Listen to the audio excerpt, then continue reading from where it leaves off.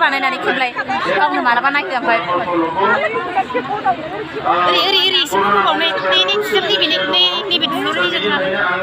alloy नुहुरो फिसायलाय सोरखौहाय खाथियाव बोनाय होनदां ओंखायनोथ' खाथियाव बोबाय नै खेबसे दाहा दाहा जाया बैलाय बोबाय गुबुन गुबुन ओनसोलाव सोलिगासिनो दङ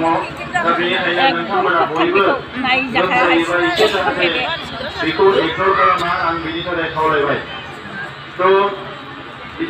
एसे सिगाङाव माखासे बिबुंथिगिरिफ्रा गोबां खोथा बुंलांखाबाय आङो एसे लेट सफैबाय आं नोंथांमोननि खाथियाव निमाहा बिबाय जोंनि हान्जानि थांखि जोंनि हान्जानि मावनो लानाय हाबाफारिफोरखौ মই কল্পনা কৰিব পৰা নাছিলো কিন্তু আজি দলত যোগদান কৰি দেখিবলৈ পালো আমাৰ দলত এতিয়া মাইনৰিটি লিডাৰৰ অভাৱ নাই আমাৰ দলত এতিয়া ৰাজবংশী লিডাৰ আহি গৈছে আমাৰ দলত এতিয়া আদিবাসী লিডাৰ আহি গৈছে আমাৰ দলত এতিয়া বঙালী লিডাৰ আহি গৈছে বিভিন্ন জাতি জনগোষ্ঠী এতিয়া ইউপিপিএল দলত ভৰি পৰিছে একেলগে এটা সমাজ কৰিবৰ কাৰণে একেলগে এটা জাতি কৰিবৰ কাৰণে আমাক কি লাগে আমাক নিৰাপত্তা লাগে আমাক শান্তি লাগে আমাক ঐক্যতা লাগে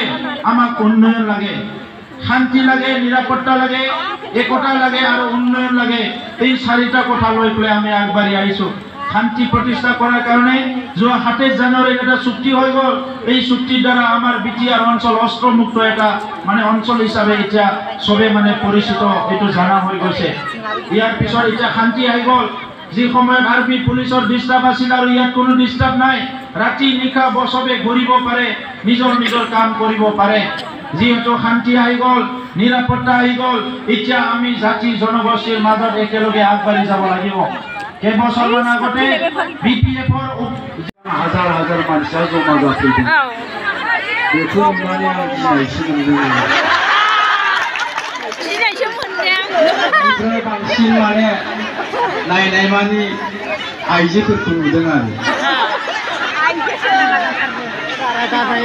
माने हिनजावफ्राबो खालि बे फैलाखौल' नायनो फैयो बेबायदिबो साननो फैलाखौ मोखां नुफेराखैहाय मबाइलावसो नुबाय थायो होननानै फैबाय थायो मोखाङाव नुनायफ्रा गोबाङानो बुङो आयु माथो फैला मोखाङाव बिराद साइसथारसै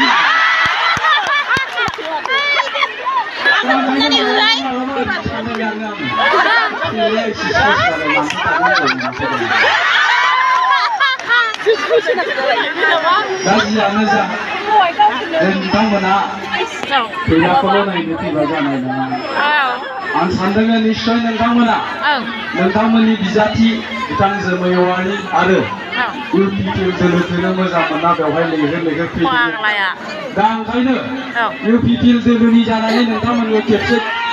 गोबारा आखाइ खबनोसो आं खावलायबोबाय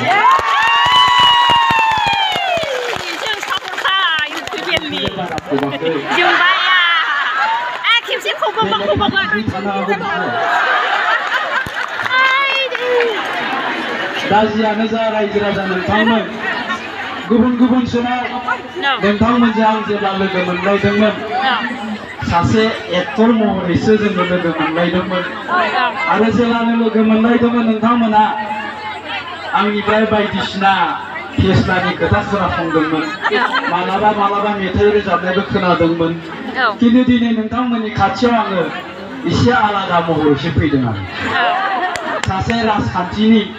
बिबानगिरि महरैसो नोंथांमोननि खाथियाव फैदों राजखान्थिनि खोथासो रायलायनो होननानै नोंथंमोनजों नुजाथि फैदों आरो दा नोंथांमोना निश्चय मबाइलफ्राव नायदोंबा नुदोंमोन जे आंबो बे फैलायाबो जोंनि कक्लाबारि समस्थियाव सासे केन्डिडेटसो जादोंमोन आरो दा केन्डिडेट जानायाबो बे मेन्डेला फाग्लानि थाखायनो जानांदोंमोन आङो मेन्डेला होनबाय आंखौ फैला सालाजों सिनेमायावल' केन्डिडेट जाबाय थायो नोंथां जानांगौलै एबार आंबो नोंजों साला सिनेमायावल' पिए जानो मोनदों एबार नोंथां आं पिए जागोन पिए माने माबा फैसा आरजानाय जायो दा बेबायदि होननायखाय जोङो मेन्डेलाजों आंजों मुसलपुराव साइकेल सलायनानै नमिनेसन हैबाय आरो नमिनेसन हैखांनानै फैनानै मेन्डेलाया बा सोरजों दंबो जाखो खारखुमानानै थारगारबाय दिनैसिमबो थाखुमानानै दं मानसिया आंहा जों हारसिं आखु बाखु जाबाय थेवबाबो आंथ' रावखौबो गियाना आंखौसो गियो बिरादनो मानसिफ्रा जोंनि जायगायाव नोंथांमोनासो मिनिदों आंखौ नुना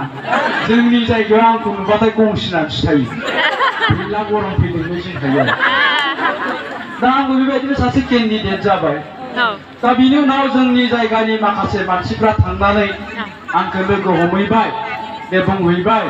जे फैला भाई दिनैनि दिनाव जोङो खोब मोजां मोनसे सिन्था खालामनो गोनां जादों नोंबो एसे सिन्था खालामनानै नायदो दिनै जों रायजो राजाफ्रा परिबर्तनखौ लुबैदों सोलायनायखौ लुबैदों बेखायनो नोंथाङाबो जोंजों सोलायनायावनो थादो नमिनेसनखौ बोखारहैदो जायो दा बेखायनो आंबो सिन्था खालामबाय बे जोंनि कक्लाबारि समस्थिनि रायजो राजाफ्रालाय माथो सिन्था खालाममारदों आं एसे स्टाडि खालामनानै नायबाय बिजिरनानै नायबाय दिनै नुबाय जोंनि कक्लाबारि समस्थियाव जेसेबांखिनि एडुकेटेड मानसिफोर दङ लेखा गोरों मानसिफोर दङ साननो हनो रोंनाय मानसिफोर दङ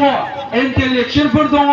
बुजिनो रोंनाय मानसिफोर दङ दिनै बिथांमोना गासिबो सोलायनांगौनि थाखायनो सिन्था खालामदों आरो सोलायनांगौनि थाखायनो खामानि मावनो थियारि जादों दा ओंखायनो आङो सिन्था खालामबाय होनबा आंबो सोलायनायजों थांनांसिगोन नामा दा बिनि उनावहाय आङो सिन्था खालामबावबाय जे क'क्राझारनि रायजो राजाफ्रालाय माथो सिन्था खालामदों चिरांनि रायजो राजाफ्रालाय माथो सिन्था खालामदों उदालगुरिनि रायजो राजाफ्रालाय माथो सिन्था खालामदों बेखौबो आं एसे नायबिजिरबाय स्टाडि खालामनानै नायबाय दिनै नुबाय दुलाराय बिटिसिआवनो मोनसे परिबर्तन लुबैदों रायजो राजाफ्रा सोलायनाय लुबैदों आरो बे सोलायनायखौ जोंनि लाइमोन सेंग्रा सिख्ला लेखा गोरों एडुकेटेड मानसिफोर मास्टारफोर प्रफेसरफोर इन्टेलेक्चुयेलफोर बिथांमोन गासैबो दिनै परिबर्तनखौनो लुबैदों सोलायनायखौनो लुबैदों आरो सोलायनायनि मोनसे दोहौ फैदों दा बिनि उनावहाय आंनि थाखाय डिसिसन लानाया थिरांथा लानाया सहज जाबाय आरोखि आंबो सिन्था खालामबाय आंलाय माथो खालामबावनो आंबो परिबर्तनजोंनो थानोसै सोलायनायजोंनो थानोसै रायजो राजानि सोलायनायजोंनो रायजो राजानि लुबैनायजोंनो आंबो थानोसै होननानै आङो UPPL दोलोआव जइन जादों आरो दिनै UPPL दोलोनि जानानै खामानि मावबाय दं दिनै नोंथांमोननि समस्थियाव फैदों आरो क'क्राझारनि गोबां समस्थियाव आं गिदिंबाय बाक्सानि गोबां समस्थियाव गिदिंबाय चिरांनि गोबां समस्थियाव गिदिंबाय उदालगुरिनि गोबां समस्थियाव गिदिंबाय बेफोर गासैबो समस्थिफ्राव आं गिदिंबाय आरो गिदिंनानै जों बुजिनानै मोनबाय दिनै मोनथिनानै मोनबाय दिनै जोंनि बाक्सा जिल्लायावबो 11टा समस्ति दं आरो बे 11टा समस्तियाव दिनैनि दिनावहाय बिपिबा बबे मोनसे समस्यायाव देरहागोन जों दिनैसिम दाबो नागिरनानै मोनाखै दिनैनि दिनाव बाक्सा जिल्लायाव बिपिबा मोनसेबो समस्यायाव देरहानायनि कनफार्म गैया खिन्थु जोङो इउपिपिएल हिसाबै